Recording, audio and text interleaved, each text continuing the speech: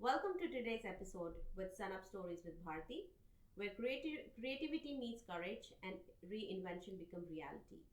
My guest is a remarkable woman whose journey spans continents and discipline. She began her artistic path studying art in China and laying the foundation for a lifelong passion. She came to the United States for her master's degree in design, deepening her expertise and expanding her entire vision. While raising her family as a stay home mom, she didn't put her dreams on hold. Instead, she channeled her education and talent into building a successful business from ground up, proving that motherhood and entrepreneurship are not mutually exclusive, but beautifully complementary. Hi, Jessie. Thank you Hi, for joining us. thank you. So I know you as my because our kids are together in the same school, and I Mhm. got to meet you as a mom. But I was so amazed by your story when I started like talking to you about your Mhm. whole journey so far. So I would like to start with a few questions, and then we Mhm. can go along. Okay, So my first question, if you can talk about how was your childhood in China and how art came into your life as a kid. sure. My parents both worked for the biggest Chinese oil company, and no one in my family has art background. But I loved drawing since I was little. My mom noticed that, and I was better than other kids at my age, so she sent me to the art classes during summer break. I was like, I don't want to go because yeah, it's a summer break. And but when I saw the teacher's demonstration at the first time, I was so amazed. Just with a few simple strokes, a simple shape can suddenly stand up on papers. Mm-hmm. So that made me so like it's a magical for me. So from that moment, I kept learning all the way until I went to university to major in it. Mm-hmm. Of course, my mom helped me a lot. She always taking me to different classes, always looking for a better teacher. And I still remember like when my paint box dried up, she used warm water and toothpick to soft it again. I couldn't be where I am today without her. Mm-hmm. So I know your mom was really like a big inspiration for you. Like Mm-hmm. talk to me more as a Chinese mom, like how do they really inspire you and how did they push you? I'm sure there might be moments where you feel like, Mm-hmm. okay, this is too much for me. I don't know if that happened to Mm-hmm. you, but give me more details around your mom's contribution. Actually, my mom doesn't know anything about art, but she like is really pushing me a lot, and um, she sent me to the very strict art teacher, Mm-hmm. and I don't have like any weekend since I was 10 Mm-hmm. until I got to college. You Mm-hmm. know, for the Chinese mom, they just like want you Mm-hmm. work really hard Right, and get the game. College is everything for them. right. The best, the good college is everything for them. So um, my mom retired when I um, at high school. So she worked like full time, really full time mom to help me Mm. cook for me, prepare everything for me. So her aim is only one aim to let me go to the best college, That's college. hmm And what did you study in the college again? graphic design. Graphic design. hmm So you did your undergrad from China. Yes. Um, so so talk to me about why did you actually move to United States and how was your journey here? hmm Because for me, art is not just skill. I believe it needs to be combined with some other fields. I was not sure what kind of fields and what kind of things can be combined, but I believe it should be had something. Right. So after university, I decided to move to United States and to continue my education for the master degree and to pursue and to find the intersections. Hmm. I think here has more like opportunities and better environment for me to make that possible. Hmm. Of course, at the beginning, it was so hard. I was 22, Hmm. fresh out of the college. Hmm. Everything was different, culture, habits. Hmm. I didn't know like how to express, how to communicate. Right. and no friends, no family. I even have to know have to learn how to cook, how to drive, how to take care of myself. It was really a tough time at the beginning. Yeah, and you were the only child of your parents. Yeah, right? I'm the only child. So your family was still in China, and you Yes. came here for studies. And I'm sure you did the research on which college will be the best one for the masters, right? For your field specifically. Yes, and I did all the application process by myself. And that was my first time to go abroad to study. I even don't know, like, they have the same day in China. I still remember the day. It's April 13th in China, and also April 13th in here. Right. Yeah, and the tickets are same. But I think I'm smart. Right. I transferred the time, Right. so the school like, oh, we have a missing student. Right. Yeah, so everything's like can't like mess up. Okay. Yeah, I was like so nervous, afraid, like with like very fresh environment around me. So yeah, I was actually, to be honest, I was quite a lot. Like at the first night when I arrived here, I called my mom. Oh, it's not like what I'm imagining. Like it's yeah, I thought it's like high buildings, like yeah, it's very a lot of people, like a lot of parties. So you came to New York to study? No, first time I went to Memphis. Okay. Yeah, in the Middle East of What was the name of your school that you did? Memphis College of Art. Okay. It's art college. Okay. Okay. So you did your master's for 2 years there. So I think you got married here. Like, how did that happen? How did you meet your husband? My husband was in University of Memphis. It's different university, but in the same city. Okay. And one time I went to a restaurant, and he has his celebration to get his master degree. Okay. So like 2 years earlier than me. And yeah, we met each other. I don't have a car. I don't know how to drive. You know, the Chinese student always start from that. They help the girls to go shopping, doing something. So we met each other. Okay. Okay. So you guys meet each other in Memphis again. Yeah. Okay. And then you got married. So you were working during that time when like you were dating? Not really dating, just like friend. Okay. So you were working after your master's? Yes. And then you got married after that? Right. Okay. Okay. So before I jump in, so I know when we had a initial prep interview, I think you talked about how you guys were in LA or some other part of the America? Florida. And your husband was working there. My husband continued to his PhD degree in University of Florida. Okay. I moved with him, but we have not married yet. And I working in Florida. I worked for Microsoft company as a designer. Okay. And also as like freelancer for like many big companies. Okay. Okay. So my next question is, how did you think of starting off your own business? So I think we need to get really deep and dive in like how it all started, especially from scratch, and what was your family and friends role around you helping your business? So if you can start from the scratch. Okay, like what I said, after graduation, I worked as a Microsoft company as a designer in Florida and also freelancer, and I hung up my artwork on the wall at home, and one of my friends said, that should look amazing on fabric. Right. So I print everything out and brought them to Las Vegas Magic Show. Of course, I didn't have a booth. I just want to see what can I do with those prints. Correct. And you were creating those prints by yourself at home? Yes. Okay. For your own passion? Yeah. Not for passion, just for decoration. Decoration, Yeah, right. just for decoration, for fun. Right. I didn't think a lot at that time. Exactly.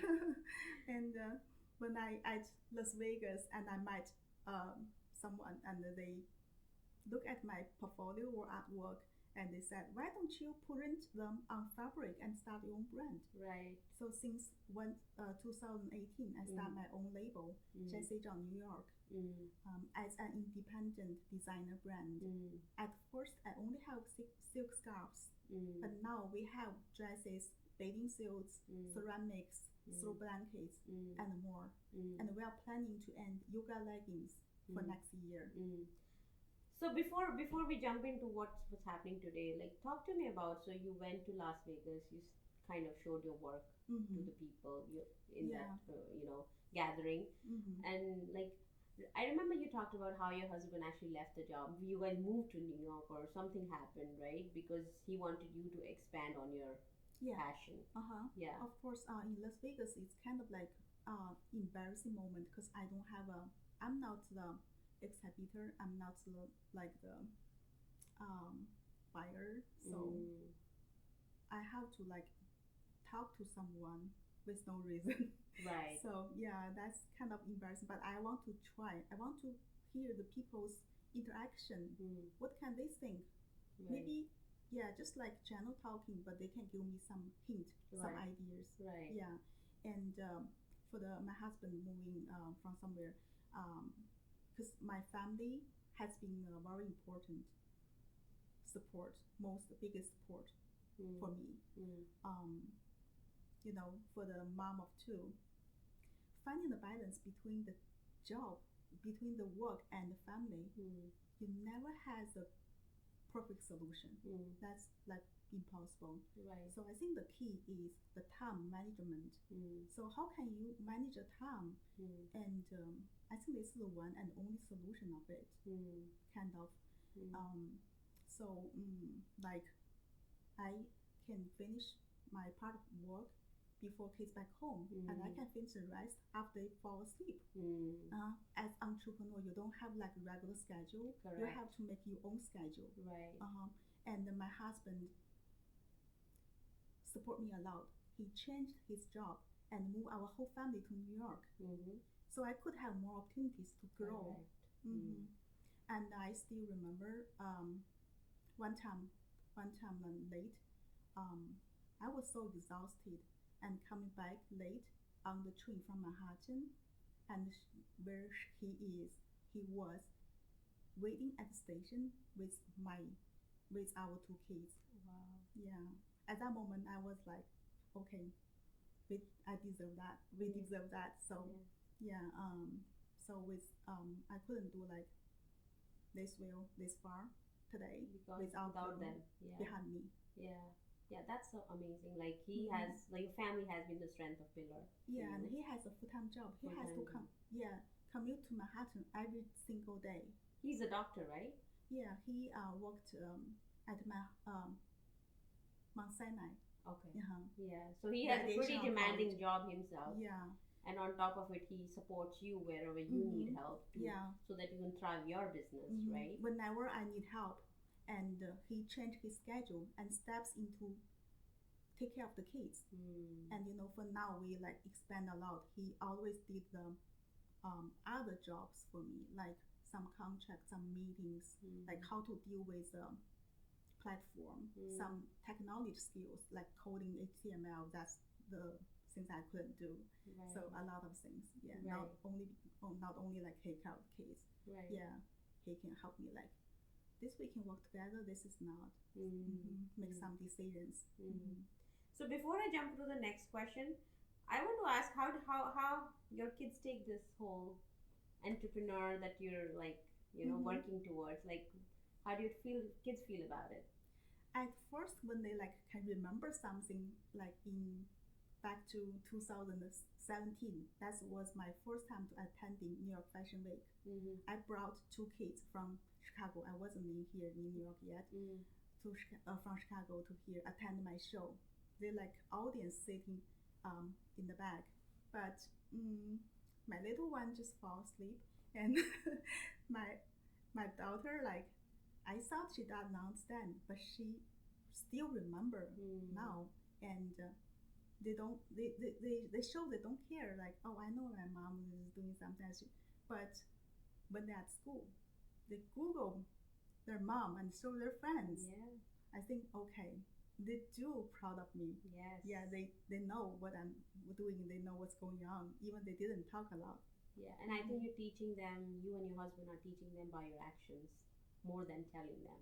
Because they're seeing you thrive, both of you, and supporting each other's dreams. So that's pretty inspiring. Um, so let's talk about this. What all you did to grow your business? So, like, how you started and how did you grow your business? And I think the next question is, what is the vision you hold for it in the next 5 to 10 years? Okay.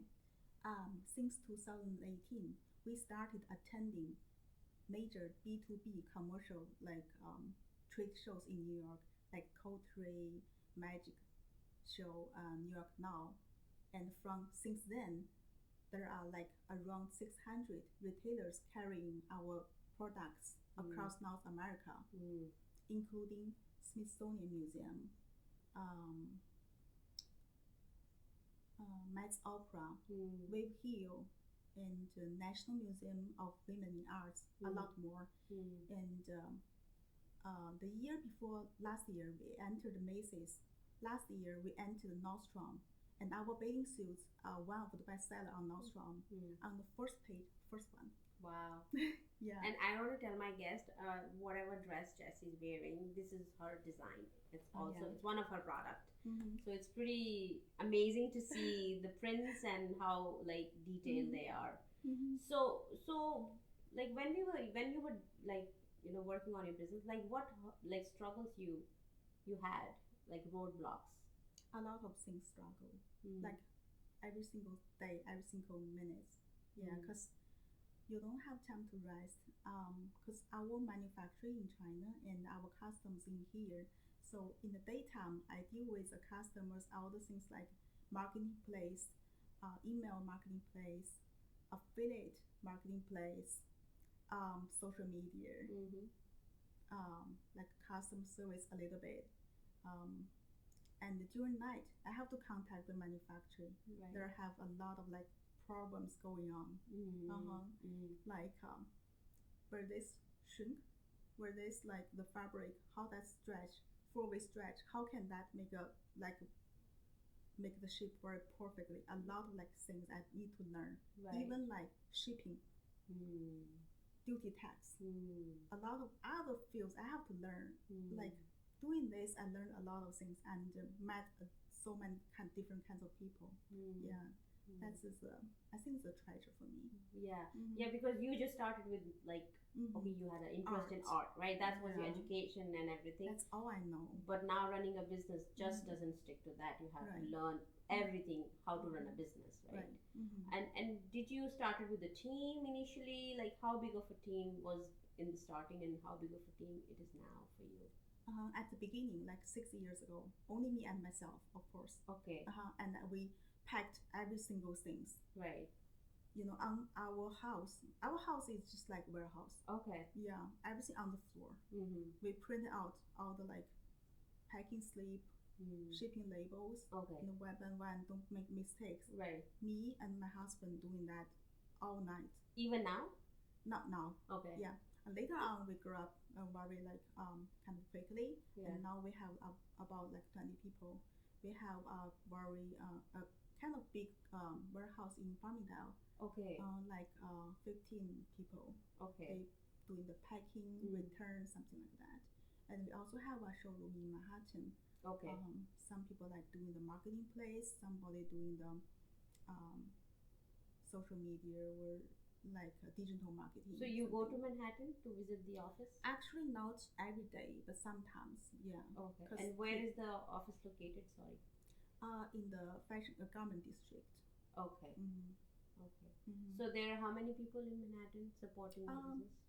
4 to 5 around. 4 to 5. Okay. So you have now a team of 20 people. That's what you said, right? And you have to manage them as well. Yes.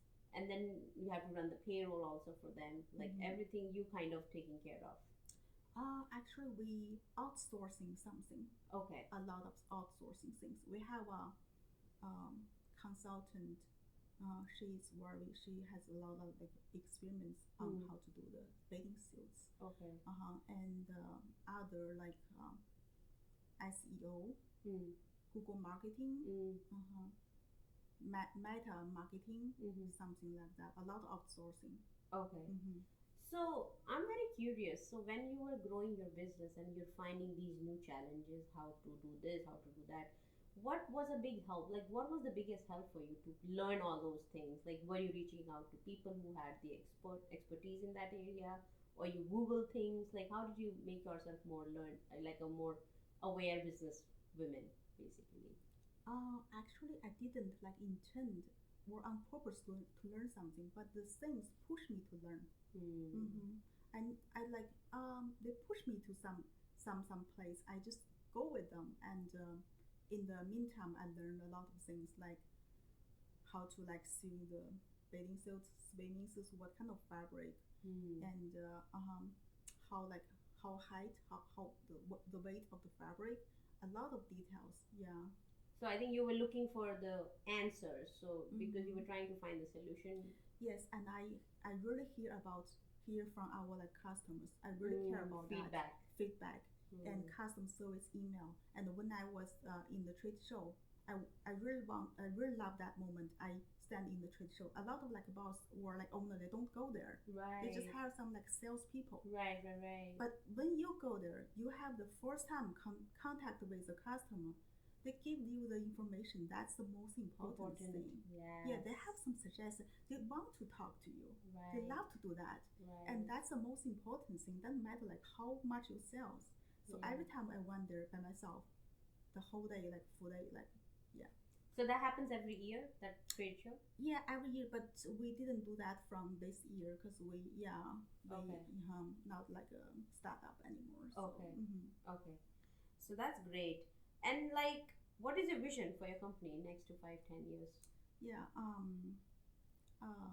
So this year we on the TG Maxx already, and we are planning for the Bloomingdale's and Saks Fifth Avenue this year. Nice. Hopefully, yeah, finger crossed. That's great. Yes. Yeah. And for the next 2 years, I planned to increase our revenue to 8 figures. Oh wow. And in the next 5 years, I hope we can open our first store in Soho, and eventually expand to more stores internationally. That's gonna be. I'm sure you're gonna get it done. Hopefully. That sounds working on it. So interesting. So I know that your company does stand for a lot of things. I think when we talked about. So my next question is, what does your company product represent for your customers? Or if I may ask you, how they incorporate Jessie's brand value. Our pieces stands for like confidence, creativity. If you want to show your any choice. Yes. Like our this is my dress. You can see the pattern, the prints is very colorful and cheerful things like this. And we also have the similar things here. This is our ceramics, the gift package. So you can see, everything like had the similar styles. I can hold it. Okay. And this is our silk scarves. Same pattern matches. We also have this pattern with bathing suits and the sarong skirt. A lot of things. Can I open and see? Oh, sure. Yeah, because I want to show my audience what magic you do. Let me help. Yes. Open this one. Okay. Oh, this is a ceramic piece. Yeah. Yes. This is the bone china with real gold edge. Real gold edge? Real gold. Yes. So nice. Not for microwave and dishwash. Wow, Jessie, this is amazing. Yeah, this is my hand drew. This is hand painted? No, it's hand drew on computer, and I send. So you create the design and they basically put it on the. They print it on the plates. That's so amazing, beautiful. And can I see that product? Sure. Yeah, you can just put it. Yeah. Yeah, this is a silk scarf. This is where we start from. Open that. Yes. And like, thank you for the journey. Like, thank you for enjoying the journey with us. Oh, that's amazing. And I designed this one. Don't let the This box? don't let the scarf flip out. So during the transition, Okay. just this one. Yeah. So our scarves are reversible too. So you can have two colors on both sides. This is one Yeah, side. can you turn And another this is side? the other Yeah, side. this is more pink. That is more like blue. So you can use it both ends. Yeah. So pretty. Thank So you. talk to me. What your brand? What is your brand? What does it tell? What are you trying to convey to the customers with your brand? If we can talk more on that. Sure. And our mission is to encourage our women to live in color, express themselves, find their confidence, and finally become their own muse. I love it. I love it. And I relate to that. When you were telling me about this, I'm like, this is amazing, because I'm also a very colorful person, and it really reflects whatever you stand for or your brand stand for. That reflects with a lot of women around us too. So how lovely is that? Thank you. So Jessie, there's so many women or even men, or even young kids who are looking to start the business. So any advice that you would give to people who want to start their own business and be successful at it, what would be that? Just do not be afraid to start. Don't be afraid of environment. Choose the things you really love and stick with it in a smart and inconsistent inconsistent way. Right. And finally, it will become your your treasure Amazing. of your life. Thank you, Jessie. And actually, this is great. This is a great story. I want to end this podcast with a little quotation like, opportunities don't happen, you actually create them. And it actually stands very true for your own journey. So thank you so much for joining us. Thank you for inviting me. Thank you, Jessie. Thank you.